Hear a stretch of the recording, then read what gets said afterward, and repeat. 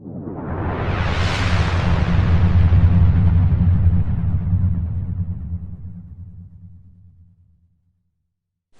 YouTube again. Today we've got my KJ Works Glock 23. You may also see this advertised as a KJ Works KP03. That's what came on the box on mine. That's what the marketing branch call it sometimes due to, I assume, legal reasons. This is my backup pistol for Airsoft, behind my main pistol, which is a Tokyo Marui Desert Warrior. Overall, I quite like this gun. I was never a massive fan of Glocks when I started out. But the low weight and the low price of this one sold it for me. So first thing I noticed about this gun when I first picked it up was the weight, or the lack of weight I should say. This thing is very, very light, even with a fully loaded magazine in it. For a backup pistol then, I thought that was a very good thing because I wasn't going to have to lug around much extra weight. I believe it comes in at about 800 or 900 grams, but I haven't measured it, so don't quote me on that one please. Gun comes with a metal slide and a polymer body.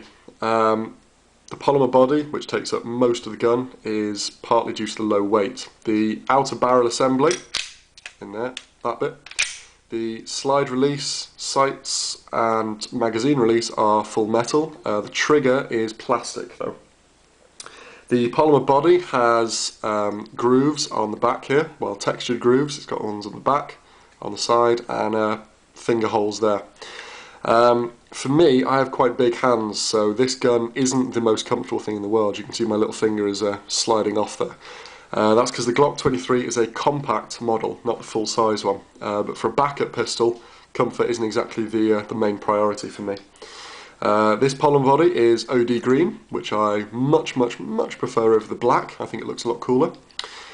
We also have a little rail up top here, so you can put a laser or a torch or something on there. We have fixed 3-point sights. The Glock sights are actually very, very nice. You've got a white paint on the front and rear, as you can see there. They're very nice to use. The front sight is fixed to the slide. The rear sight can be removed, I think, but I don't think it can be adjusted. So that would say to me that you can buy aftermarket sights or night sights if you so wish. Internally, this gun features a 65mm barrel as well as a adjustable hop-up unit. You've got to remove the slide in order to access these things. I find the Glock slides are a little tricky to remove. I much prefer the 1911 style strip down, but there you are. There are no barrel threads or anything in there, so you can't attach a mock suppressor. Now, one thing I don't like about the Glocks is there's no safety catches on here. The 1911s, you have a slide lock there and you've got a beaver tail, but there's nothing like that on here. The only safety there is this little metal strip of metal here. If you push that all the way to the back, like so, then the trigger cannot be pulled. If the strip is all the way forward, it's like that, then the trigger can be pulled. Now, that's very, very well and good for a safety, but it's not exactly what you'd call ergonomic or accessible. If your finger is there, like when you're holding a gun normally, it's nowhere near any of your thumb grooves or anything like that. It's not really accessible. Likewise, if you're in a rush or you're struggling to get your pistol out quickly or you've got gloves on, that can be very, very tricky to access. So, although it's a nice thought, it's not exactly accessible. That was always one of my biggest grinds with Glocks. Although the real pistols have a double trigger system, this one doesn't. The trigger on this is a one piece. So on that note, when the gun is loaded, you've got to be very, very careful. If you're in a safe zone or something and you give it to someone and they pull the trigger, even if they're just playing around, if that thing is not back, then the gun is going to go off. So you've got to be careful about that one. The gun features no official trademarks. Some KJ Works pictures that I've seen have markings on the slide here. They'll have the Glock logo and then 23 or 32 or something. So I don't know whether that was just if they're higher end models or what, but this one doesn't have any trades, which doesn't bother me, but I know some people do look exclusively for trademarks. On the left hand side of the gun, just there, you have KJ, nice little KJ symbol. If we switch the gun around, there, where my finger is, we have Made in Taiwan, KJW Works. I don't know if I pronounced that right, I apologise. And then down the bottom there, we have gas blowback system, read manual before use, which is always nice to tell you to go and read the instructions.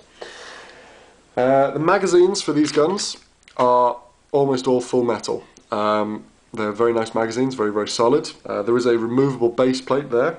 You push that little tab in, push that off. That is just to protect the underside of the mag. Magazines will work with it on or off. Gas goes in there, obviously. On the back here, we have little markings, little notches and numbers. Now on the real Glocks, that would show you how many rounds you had left in a magazine. Obviously with the Airsoft one, most of that section is the gas chamber. The front is where the BBs go. This is a double stacked magazine. I believe it holds about 24 rounds. I haven't counted fully, so don't quote me on that. Pull that down, and the magazine and the BBs feed through the top.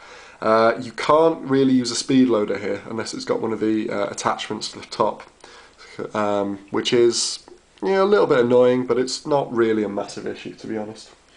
One full of green gas in this will enable you to fire about 3 whole magazines out of these. That's firing at a steady rate, which is pretty good considering 24. I think it's 24 rounds in the magazine, so 3 magazines worth is quite respectable.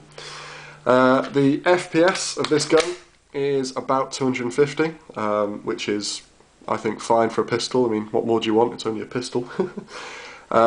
Prices range. I paid £80 for this one from SWAT UK 24/7, but I have seen them advertised for a lot more, and I believe 01 sell them for a bit more and a bit less depending on colours and whatnot. So overall, pretty good pistol. I use mine as a backup, but you could easily use this as a main pistol if you so wanted to.